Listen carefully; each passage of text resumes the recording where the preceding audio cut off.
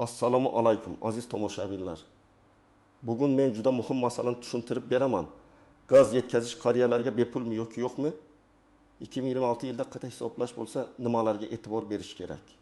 Kim ortiqcha to'lovga tushib qolishi mumkin? Kim esa imtiyozdan foydalanishi mumkin?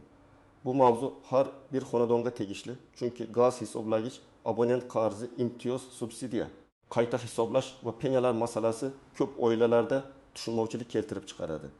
Men sizga oddiy tilda, amaliy misollar bilan tushuntiraman. Qariya bo'lsa gaz bepul bo'ladimi? Nafaqadagi odamga alohida chegirma bormi? Uyda yolg'iz yashaydigan keksaga qanday yordam beriladi? 2026 yilda hisob-kitob qayta ko'rib chiqilsa nimalar o'zgaradi? Videoni oxirigacha ko'ring.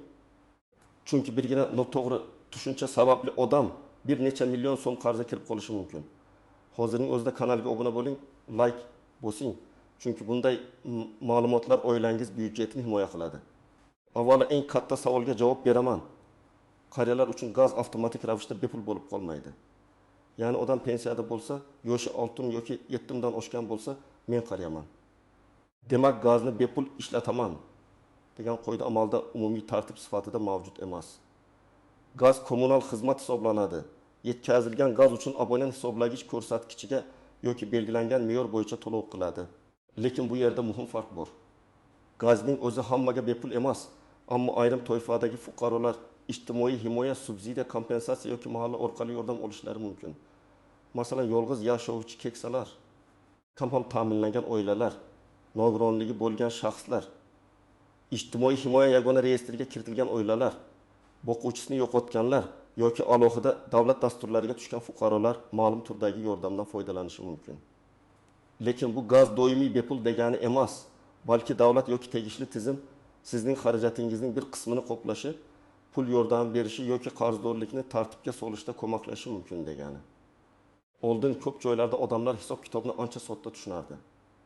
Hisoblagich bor bo'lsa, ko'rsatkich topshiriladi. Qancha kub gaz ishlatilsa, shuncha pul to'lanadi. Hisoblagich bo'lmasa, uyda nechta odam ro'yxatda turgani, isitish pechi bor yo'qligi, gaz, plita, kolonka, qozon kabi jihozlar asosida me'yoriy hisob yuritilardi. Ammo yillar davomida bir nechta muammo paydo bo'ldi. Hisoblagich ko'rsatkichi vaqtida olinmagan. Abonent nomi eski egasida qolib ketgan. Uyda yashamaydigan, odam ro'yxatdan chiqmagan. Plombasi buzilgan hisoblagich bor. Ayrim uylar qishda ko'p gaz ishlatgan, lekin to'lovni kam qilgan.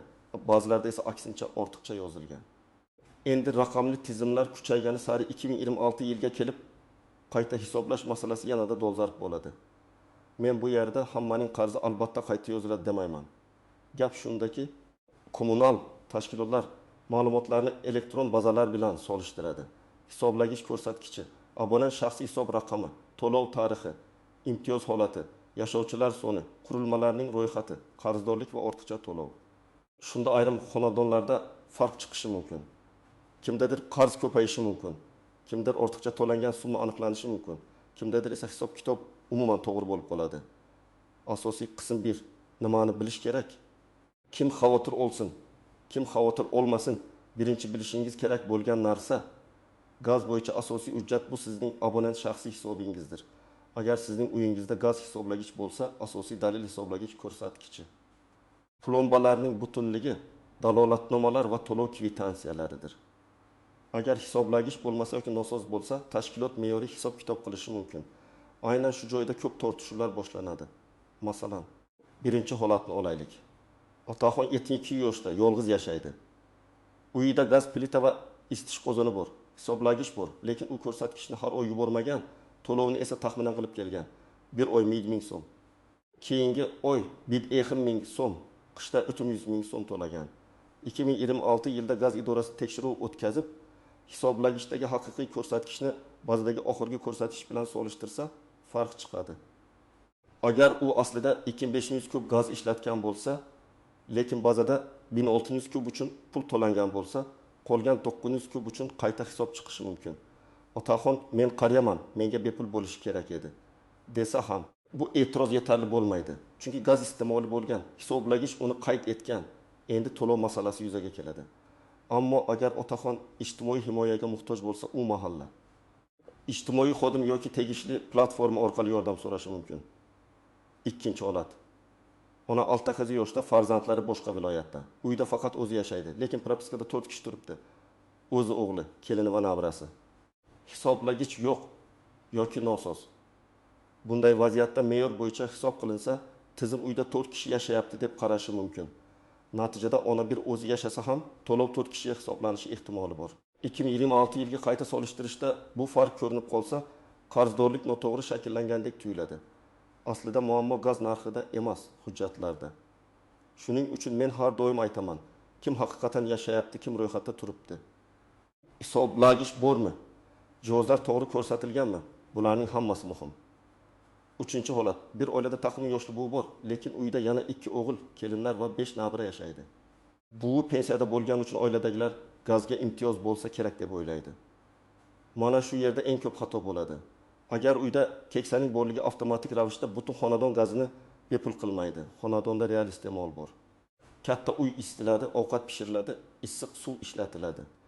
Agar oilaning umumiy daromadi yaxshi bo'lsa, faqat buvining yoshi sababli kommunal gaz bepul qilinmaydi.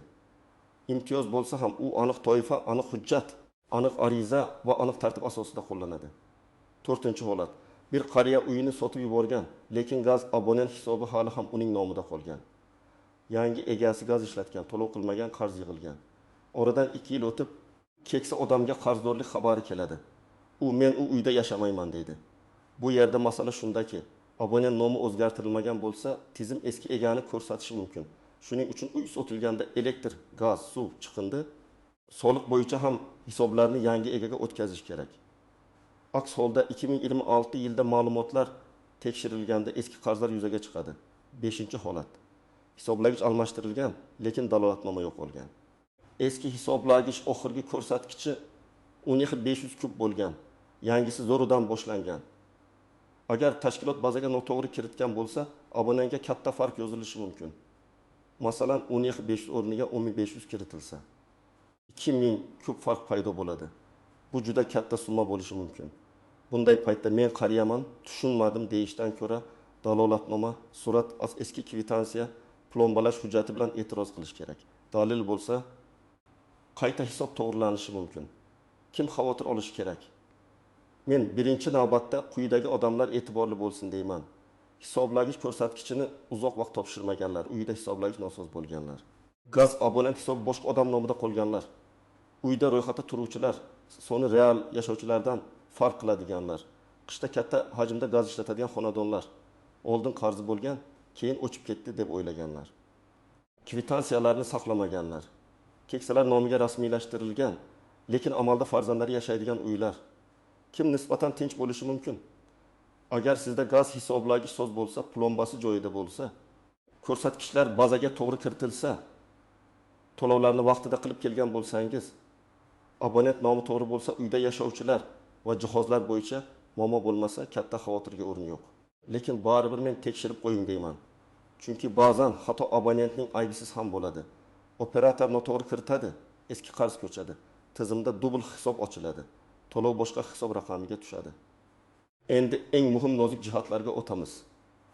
Birinchi noziklik, bepul degan so'z bilan kompensatsiya degan so'z bir xil emas. Agar davlat yoki mahalla biror qariyaga kommunal to'lovlar uchun moddiy yordam bersa, bu gaz tashkiloti gazni tekin berdi degani emas. Bu shuni anglatadiki, abonentga yordam puli ajratildi yoki uning xarajatining bir qismi qoplandi. Gaz hisobi baribir yuradi, kubometr baribir hisoblanadi, tarif baribir qo'llanadi. Ikkinchi noziklik, imtiyoz shaxsga berilishi mumkin, lekin iste'mol xonadonda amalga oshadi. Masalan, qariya nogironligi bo'lgan shaxs sifatida yordam olishi mumkin, lekin uyda yana 5 kishi yashasa, tizim butun uyning sarfini cheksiz bepul qilib bermaydi. Ayrim yordamlar belgilangan miqdorgacha bo'lishi mumkin, ayrimlari faqat ariza bilan, ayrimlari esa oilaning daromadi tekshirilgandan keyin beriladi. Shu sababli men doim mening yoshim nechida emas, men qaysi toifaga kiraman, hujjatim bormi, reyestrda bormi degan savolni berishni maslahat qilaman. 3-noziklik. Qarz muddati o'tib ketgan degan gapni ham ehtiyotkorlik bilan tushunish kerak. Kommunal qarzlar bo'yicha davom muddati, sud tartibi, penya qarzini tan olish, qisman to'lov qilish kabi masalalar bor. Agar siz eski qarz bo'yicha bir qismini to'lab qo'ysangiz, ba'zi holatlarda qarzni tan olgandek ko'rinishi mumkin. Men bu yerda hamma vaziyatga bitta javob bermayman, chunki har bir holatda hujjatlar ko'riladi. Lekin qariyalar va ularning farzandlariga aytaman. Eski qarz chiqsa, darhol vahimada to'lab yubormang. Avval yozma ravishda hisob kitobni so'rang. Qaysi davr uchun, qaysi tarif bo'yicha, qaysi ko'rsatkich asosida, qaysi dalolatnoma bilan hisoblanganini bilib oling. 4-noziklik, hisoblagich plombasi. Ko'p odamlar plombaga e'tibor bermaydi. Plomba uzilgan bo'lsa yoki hisoblagichga aralashuv alomati bo'lsa, gaz tashkiloti me'yoriy yoki jarimali qayta hisob qilishi mumkin. Bu juda og'ir oqibatga olib keladi. Masalan, qariya uyida ta'mir bo'lgan, ustalar hisoblagich atrofida ishlagan, plomba shikastlangan. Qariya buni sezmagan. Keyin nazoratchi kelib dalolatnoma tuzadi. Bu holatda men bilmaganman deyish yetarli bo'lmasligi mumkin. Shuning uchun hisoblagich turgan joyni ko'zdan kechiring, plombaning butunligini tekshiring, suratga olib qo'ying. 5-noziklik, gaz jihozlari ro'yxati. Ba'zi uyda faqat gaz plita bor, ba'zida plita, isitish qozoni, suv isitgich, tandir yoki boshqa uskunalar bo'ladi. Rasmiy ro'yxatda nima turgani muhim. Agar sizda isitish qozoni yo'q bo'lsa, lekin bazada bor deb tursa, me'yoriy hisob noto'g'ri oshishi mumkin. Aksincha, siz yangi qozon o'rnatib, rasmiylashtirmagan bo'lsangiz, keyin tekshiruvda muammo bo'ladi. Ayniqsa qariyalar uyida farzandlari qurilma o'rnatib ketadi, lekin hujjatini qilmaydi. Keyin jarimani qariya ko'taradi. 6-noziklik, to'lov qilingan, lekin noto'g'ri hisobga tushgan bo'lishi mumkin. Masalan, plastik karta orqali yoki to'lov ilovasi orqali pul o'tkazilganda shaxsiy hisob raqamida bitta raqam xato kiritilsa, pul boshqa abonentga tushishi mumkin. Qariya men to'ladim deydi. Gaz idorasi bizda ko'rinmayapti deydi. Bunday holatda to'lov chekini topish kerak. Chekda sana, summa, tranzaksiya raqami, abonent raqami ko'rinadi. Shu hujjat asosida pulni to'g'ri hisobga o'tkazish yoki murojaat qilish mumkin. 7-noziklik. Uy vaqtincha bo'sh turgan bo'lsa ham, buni isbotlash kerak bo'lishi mumkin. Masalan, keksa odam 6 oy farzandining uyida yashagan, o'z uyida gaz ishlatilmagan. Agar hisoblagich bor va ko'rsatkich o'zgarmagan bo'lsa, muammo kam. Lekin hisoblagich bo'lmasa, me'yor bo'yicha hisob davom etishi mumkin. Shuning uchun uzoq muddat uyda yashamasangiz, gaz tashkiloti bilan tartibni aniqlashtiring. Zarur bo'lsa, ariza yozing. Kranni muhrlash yoki iste'molni vaqtincha to'xtatish tartibini so'rang. Endi men sizga aniq qadamlarni beraman.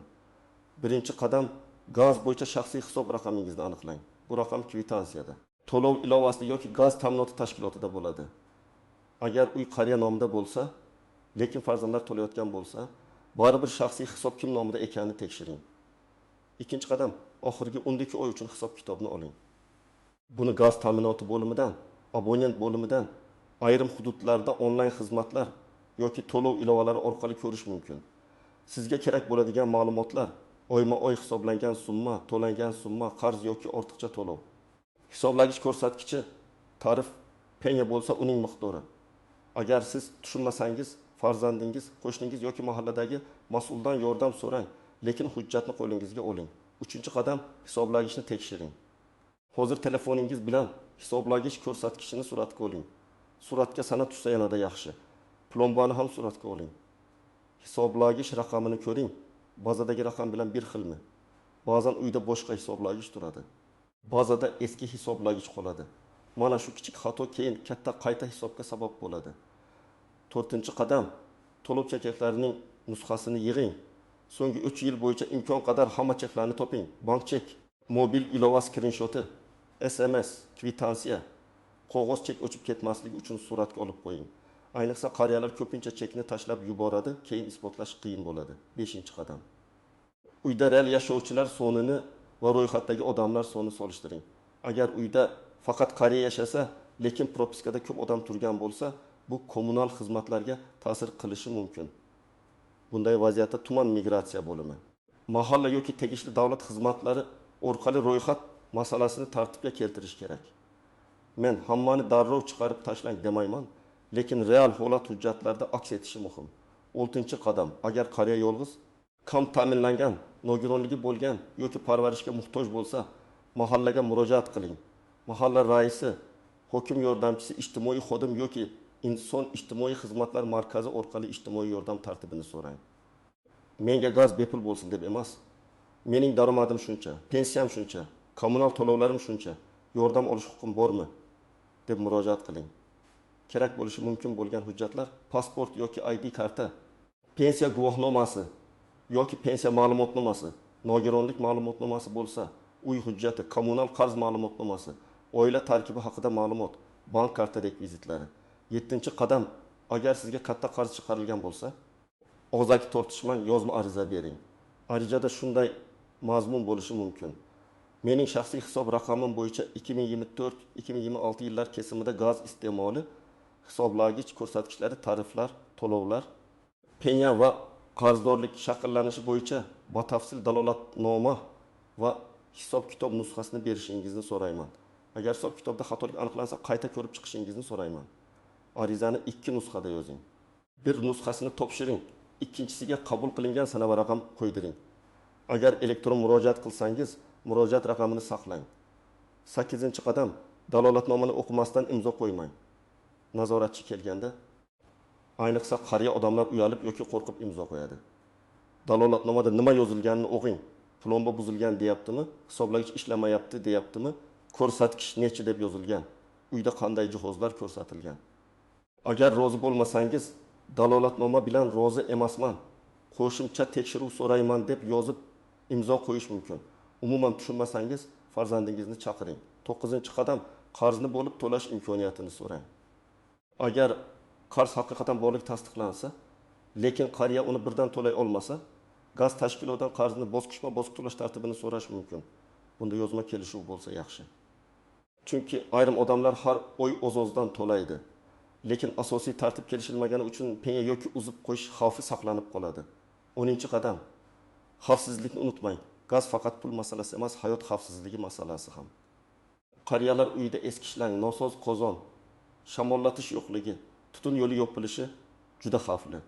Gaz hidi kelsa, chiroq yoqmang, gugur chaqmang, derazani oching, gaz kranini yoping va avariya xizmatiga qo'ng'iroq qiling.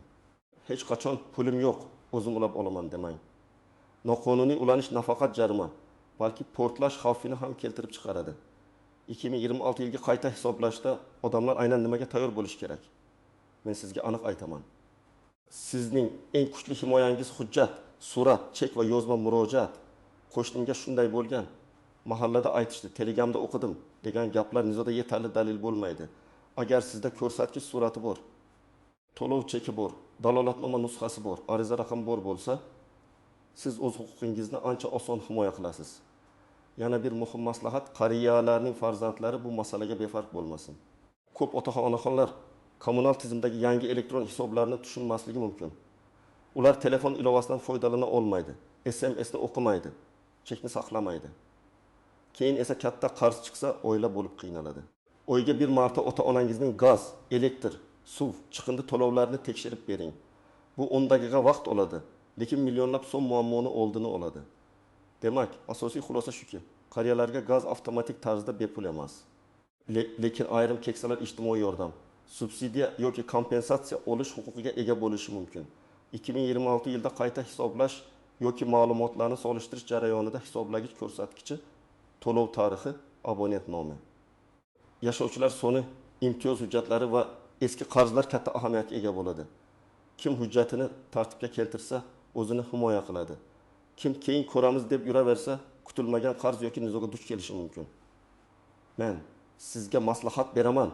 Bugunoq shaxsiy hisobingizni tekshiring, hisoblagichni suratga oling, cheklar papkasini yarating, qariyalaringizning hujjatlarini ko'rib chiqing va zarur bo'lsa, gaz ta'minoti bo'limiga yozma murojaat qiling.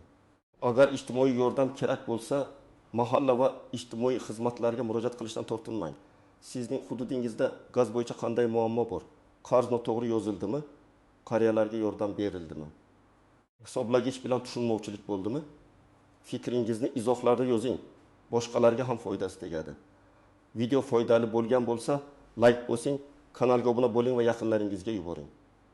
Chunki bu ma'lumot ayniqsa keksalarimizni ortiqcha to'lov, noto'g'ri qarz va asossiz xavotirdan himoya qilishi mumkin.